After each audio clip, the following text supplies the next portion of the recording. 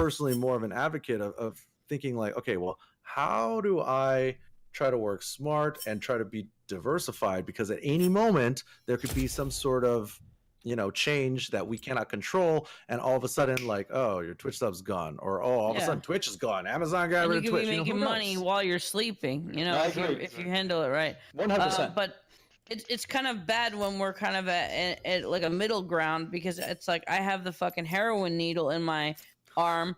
I don't have like fucking insane amount of subs, but I have enough to like be oh shit, it's feeding the beast, It's worth it. It's you're making enough money. Like, honestly, this might sound stupid, but if I was making half as much money on Twitch, like that would kind of like push me over the edge enough to be like, oh fuck this, let me just spend 100% of my time on other creative shit.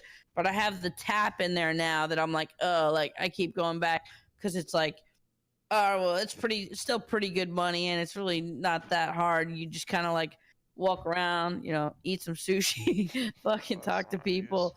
No, I agree. And Twitch is, for me, diversifying.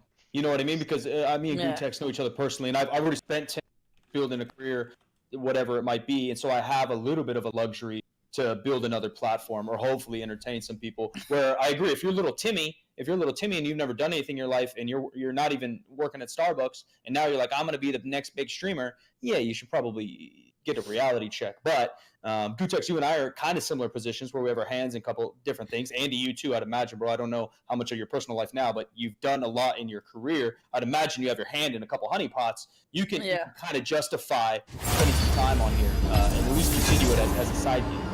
But it's causing me to put my hand in less honey fucking pots, and that's why it's a huge time sink. For sure. Yeah, and that's one of my biggest things, and that's why I'm like trying to dial it back, but trying to like I might come to the point where I'm like, all right, I have to just quit cold turkey and really go for something else. Right. But then you risk it, like everything else, if you're not. But then you risk it. So like, I don't feel like it's that extreme. I feel like, all right, even though Twitch is kind of relentless with how much time you have to put out there, I could still just be like, 4 days a week, 5 days a week. I have a couple days to really put an effort into like pitching a new show or making some music or doing something. I still have enough time to really do it.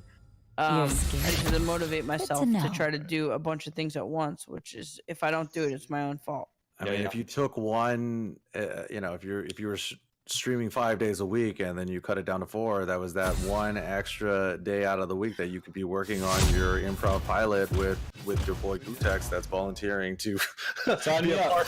Yeah, man. Sign me up. We'll get the Just Kidding Films guys on there. They're in. And like I said, I was maybe talking in extremes of like the setup, but we really could kind of do that on our own with like a low budget and make it kind of unique, Yeah, low risk. Yeah, low risk is the way. I mean, over investing in content, and it's also something that hasn't really been done. So like, whether we get 2K views or 10K views, it's still gonna put something in front of the Twitch audience that like, oh, we haven't really seen this quite ever done on Twitch before, and that's enough to like maybe have people give it a try, and check it out. Yeah, I'm into it. Lately, of course, like part of it is inspiration from being on this show. Thanks to Trainwrecks for having me on all these times. But it's like now when I'm doing podcasts, I'm like, well, I'll stream it on Twitch, but I don't really care about viewership. I ignore the chat. They get all needy and salty, but then when I do pay attention to them, they don't have anything interesting to say. So I'm like, well, let me just do what I was going to do anyways, which was record these podcasts. I just start it live on Twitch as just like, like an extra way to get additional eyes and ears on it. Yeah. And so rather than, and I think a part of it too is because I'm not in a position in my life where I'm just sitting in one place playing games for an extended period of time. Like that would be like the exception, not the rule for like my day to day. So for me, it's like, okay, how can I work smarter and use all these other tips or all these other tricks that I've learned over the years of doing YouTube and podcasts and ebooks, and just general internet marketing and apply it to Twitch. So that's what I'm trying to do while, managing the amount of time that I'm spending here actually streaming. Let's go ahead and move topics now.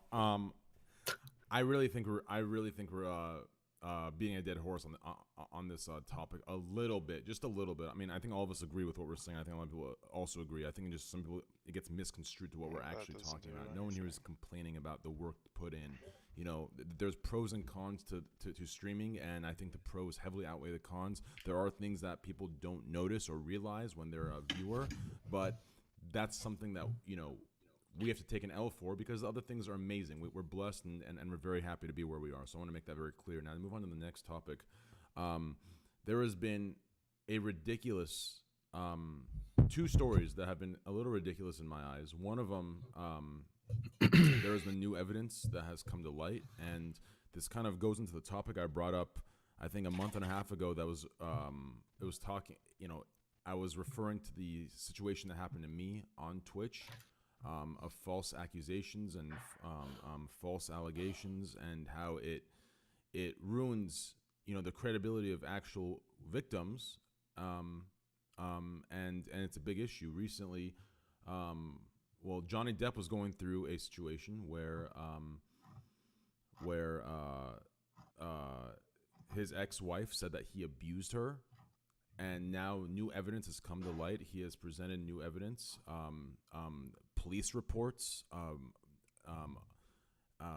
neighbors witnessing under oath that that his wife was not injured. She sent in photos, I think 6 or 7 days after they got into an argument, said that this happened during the argument. Yet the police that responded didn't see these bruises, etc., etc. And then the other story is the Chris Brown in Paris. He was arrested.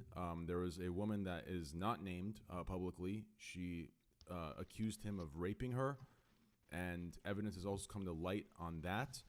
And it's, we're in an age where this, I'm going to be very careful here, because there are real victims, and I support those victims, and I hope whatever offender or perpetrator that are involved in those, are punished swiftly and harshly. But there are situations where I do believe there are people that are really, really just, I'm not sure how to explain what they are in my head, but it's wrong. It's very wrong, and there's no accountability, and it's happening more and more and more, and it's really overshadowing people who are really going through serious shit that need to have a voice, and this is tarnishing that credibility. So I think accountability, we're starting to head down that line, because we've seen 2 huge people in the industry that are presenting evidence showing that these people are lying. So why are they lying? Why is this a thing? Why is this Me Too movement attracting people that are lying about it? What is the purpose of this? How can people lie about something that real people are going through, and it's changing their lives? Hassan, I want to start with you. Damn. I don't know. People just fucking lie, dude. I mean, it's that simple. Like, it's not anything that crazy. Why do you think people lie? People lie for attention. People lie for money. It's ruining careers. I mean, like we said earlier. I know, but the allegation itself is damaging. I mean, someone saying and then retracting it 2 months later, or being proven that the individual is a liar, it doesn't do much for the person's reputation. Is it really ruining careers though? Like, Chris Brown went through this a couple years ago with real video or picture evidence against another star, and that dude's still just as popular, probably just as rich, and he's still on the top Billboard 100. But he has a terrible reputation. Like, true. Yeah, but his career wasn't really ruined. He still has homies. That's right. That's right. Well, I guess it depends. But here's the point I'm making. Why did he survive? Because he was big enough, rich enough, and had a fan base that was big enough to get past it. Most people, 99.9%, don't. If someone makes an allegation like this, for example, that whole allegation that happened to me on Twitch, if I didn't have the support from my community and the community of Livestream Fail, and no one pushed into finding details and finding the holes in the story, I would have been buried. 100%, I believe I would have been fucking buried. Like, does anyone know another like social media type person, or even like a regular? So sure, Chris Brown made it out alive for his first situation, but the Chris Brown. But that was a real situation. That was a real situation. He actually hit his wife and he abused her. So the point to all this is, yes, it is. I do believe it's hurting reputation, and I do believe it's a serious issue. Not only for the reputations of people, but for the actual fucking victims. There are actual victims out there that are being raped, that are being beaten, and they do not feel confident as is to have a voice and speak on it. And now we have people coming out and lying, in big situations that attract a lot of attention. And I find that to be a very, very detrimental thing for the actual victims of rape and abuse, and there needs to be accountability at some point. And I think these cases that are happening with two huge stars, one being Johnny Depp, that's bringing evidence to the table, showing that, from what the story is, allegedly she had self-inflicted wounds and said it was Johnny Depp from 6 days prior, and then the police are saying, no, we saw you 6 days prior, these wounds were not there. So there needs to be accountability. This stuff is not new, though. This stuff has been happening all throughout history. Yes, it has been. But we're in 2018 and 2019 where it is attracting the most attention, and severe punishments are going out. And at this point, what severe punishments? Can you point to any severe punishments? That's what I'm. Yes, the reputational damage. Right now in 2018, 2019, with social media, everything's being recorded. Listen. Okay, but what kind of punishments? I know some people here. As an internet star, or as an internet personality, or as an internet figure, your reputation is everything. It's everything for business. It's everything. So those are repercussions you face. And I believe, listen, 20 years ago, for example, there are a lot of actors that have gone through serious shit. I think Sean Penn is one of them. He went through a serious thing 40 years ago, and no one remembers it. Why? Because the internet wasn't that influential. I don't even think it fucking existed. Now with the internet, you do something, people are going to remember for the next 50 fucking years exactly what happened, where it happened. They're going to remember it. So there's too much information out there that they'll forget. There's no way that they'll remember. They'll probably bring it back up if you fuck up again, but the reality is that they're just not going to they're just not going to remember it. And I'm not defending false accusers. Obviously, it's fucking terrible. And also, and the witch hunt works both ways. If you're actually innocent and there's so much information out there, like back then, you wouldn't have a million people defend you. On the internet now, if people can actually find out through maybe some evidence that you were wronged, you could have a million people defend you, and that could actually help you. Yeah, but as we talked about earlier, and Destiny agreed with me, the people that see the retraction or the argument or the defense, it's a fraction, a very small fraction of people who are seeing the accusation or the allegation. True. It's not. Yeah, but that's because the relevancy is faded. So that actually could be used as an argument against what you were saying originally. The original story's relevancy will have faded by that point as well. It doesn't matter if it's faded because it's old news. It's done its damage to the reputation. I mean, of course you could say that being a bystander, saying, "Oh, well, it's faded. Everyone moved on." No, maybe for your life they've moved on. The thing is, no. I think it depends. I think it depends on the instance. Same thing. Go ahead. I was just gonna say it's like the same thing as the kid in the Trump hat with the Native American, right? Whenever people got on social media and they said it was some other guy, some other kid, and then people start blasting this kid and saying this kid's terrible and he should not be going to whatever college he was going to, whatever, and it wasn't even that kid. They had got the wrong kid. The damage is done, right? Like people see the initial story and then they're like, oh, well, if it's corrected later, they might not see it, right? Yeah, I think it depends on the instance. I live in Northern California, the capital of California, and there's a bunch of Me Too stuff happening, real allegations in the capital, and people lost their jobs. So that's one thing where I think me and Hassan are talking about Chris Brown. Like, it literally happened 4 years ago. People forgot about it, and he was back on the billboard. His money wasn't messed up. His reputation was messed up for a couple months. I think it's different if you're a celebrity. It's different if you have a real job. What I don't know, because I don't have that many people that have normal jobs as friends, I don't know how many allegations are false or even happening in like a regular day-to-day situation. You know, maybe a teacher or maybe whatever it is, a construction worker. Are those people's reputations and job getting messed up? And are there as many people maybe falsely or lying about the situations in those cases? You know what I mean? Because people lied about Kobe. There's a similar case to this current Chris Brown one that happened to Kobe Bryant probably 10 years ago. And it just brushed over and people still love Kobe. Yeah, especially if you're really talented or, if you're really skilled, people tend to overlook it. Like, they want to overlook it. It's really terrible. The prevailing culture isn't that we vilify actual abusers or actual rapists or actual like you know, serially horrible people, the prevailing culture is that we tend to forget, and we tend to often forgive, and we never really care about the people who are coming out.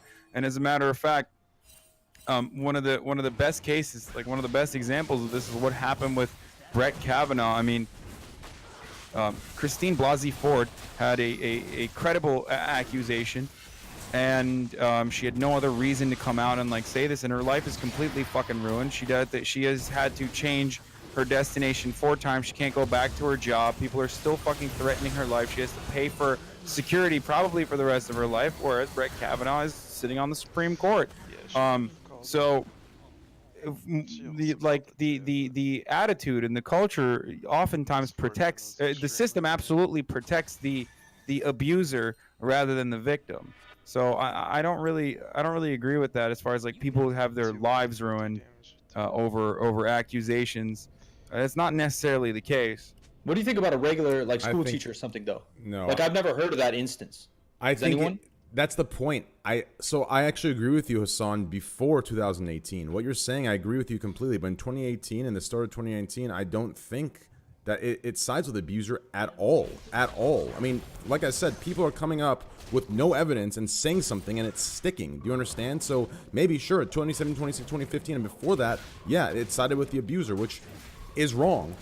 You know, it shouldn't side with either side until evidence is shown. But the point here is, in 2018 and 2019, I think it's taken the words. There's been huge movements going across, and sure, they've had good intentions, but from the good intentions, there have been bad apples that have come out, manipulated, and abused the situation, and I do believe it does ruin reputations. As an internet personality, I do think your reputation is everything. And maybe, sure, maybe they forget about it, but as soon as you make a mistake, the whole Chris Brown argument you just brought up, when this thing popped up, guess what they brought up? What he did years ago. And yes,